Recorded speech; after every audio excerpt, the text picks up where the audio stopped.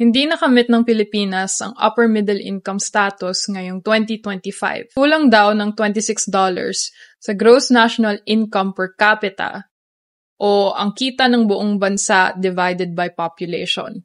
Mataas ang ating income inequality kaya hindi ito nakakagulat. Since 1987, ang Pilipinas ay tinatawag na lower middle income country. Kahit na maaaring maging upper middle income tayo next year, ayon sa isang ulat, posibleng manatili tayo sa ganitong status hanggang sa 2050.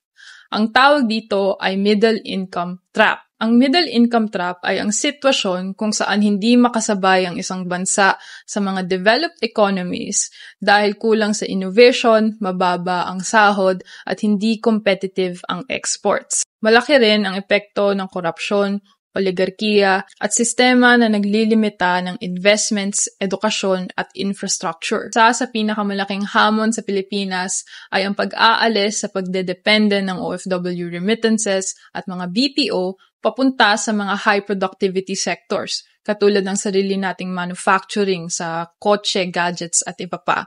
Ang tawag dito ay ang pagpapalakas ng ating industrial policy. Importante daw ang titulo ng upper middle income status dahil sa credit o pag-uutang ng ating bansa. So dapat nating alamin na kahit na makuha natin ang status na ito, karamihan pa rin ng Pilipino ay nagsasabi na mahirap sila.